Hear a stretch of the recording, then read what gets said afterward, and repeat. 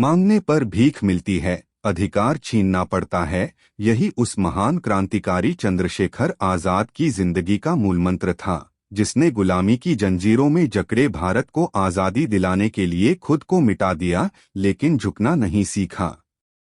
आजाद वो नाम था जो किसी राजा, वजीर या तख्तोताज से नहीं, बल्कि अपने इरादों की मजबूती और अपने विचारों की आजादी से बड़ा बना।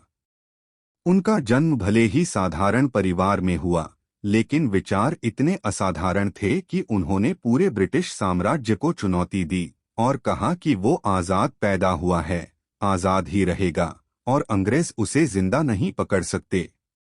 जब गांधी जी के असहयोग आंदोलन को वापस लिया गया, तो चंद्रशेखर जैसे युवाओं को अहिंसा की उस राजनीति में भरोसा नहीं रहा जिसमें सिर्फ याचना थी, आग्रह था, प्रार्थना थी, लेकिन प्रतिरोध नहीं था। उन्होंने ठान लिया कि मांगने से अगर भीख मिलती है तो वो कुछ नहीं मांगेंगे, वो छीन लेंगे अपनी आजादी, अपना सम्मान, अपने हक। वो खुद भूखा रहा लेकिन संगठन के लिए हर संसाधन जुटाए। उन्होंने हथियारों की तलाश की, बम बनाए, गोलियां चलाईं और अंग्रेजों को दिखा दिया कि भारत अब जाग गया है। चंद्रशेखर आजाद का मानना था कि अधिकार सिर्फ उन्हीं को मिलते हैं जो उन्हें हासिल करने की ताकत रखते हैं, जो डरते नहीं, जो सिर झुकाकर नहीं, सीना तानकर बात करते हैं।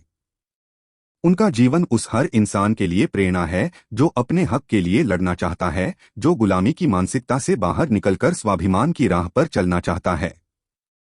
चंद्रशेखर आजाद का यह कथन सिर्फ एक नारा नहीं था, यह चेतावनी थी उन लोगों के लिए जो सोचते हैं कि सरकारें दया दिखाकर अधिकार देती हैं या समाज अपने आप न्याय कर देगा।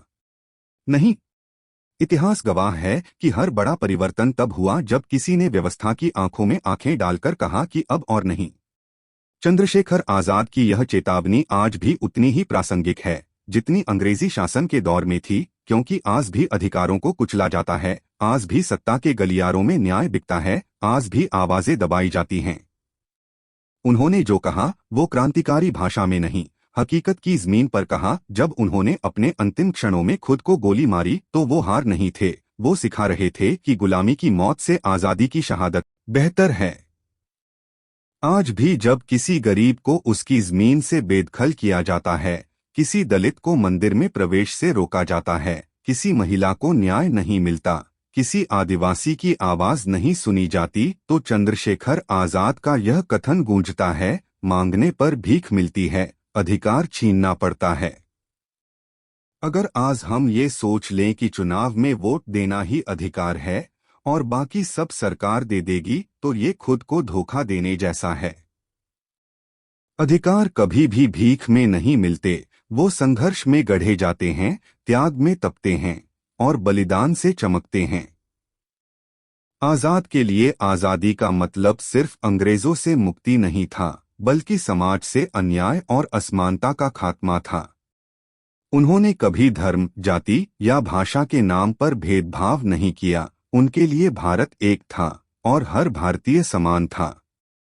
क्या हम आज उनके इस विचार को समझते हैं?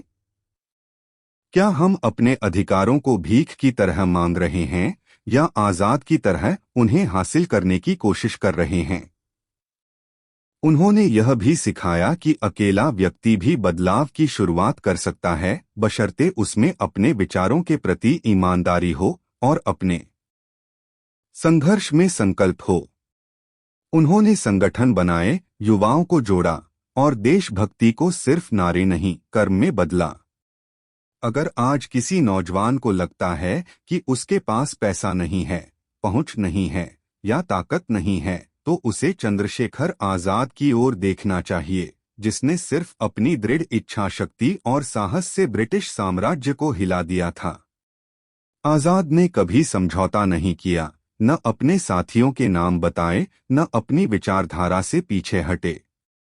वो जानते थे कि जो अधिकार मांगकर मिलते हैं वो कभी स्थायी नहीं होते, स्थायी वही होते हैं जो हक के रूप में छीनकर लिए जाते हैं, जिनके पीछे संघर्ष की गाथाएं होती हैं। उनकी शहादत एक अलिखित घोषणा थी कि भारत अब कभी गुलामी को स्वीकार नहीं करेगा और हर वह इंसान जो इंसाफ से दूर रखा जाएगा, उसे चुप नहीं रहना चाहिए। चंद्रशेखर आजाद का यह विचार आज हर उस युवा को पुकार रहा है जो व्यवस्था से निराश है, जो सोचता है कि कुछ बदल नहीं सकता। आजाद कहते हैं, उठो, सवाल करो, संघर्ष करो और अधिकार छीन लो। मांगो मत, क्योंकि मांगने पर सिर्फ वही मिलेगा जो सत्ता देना चाहेगी, लेकिन छीनने पर वही मिलेगा जो तुम्हारा। धन्यवाद। अगर आप चैनल पर नए हो तो चैनल को सब्सक्राइब कर लेना। जय भीम आर्मी।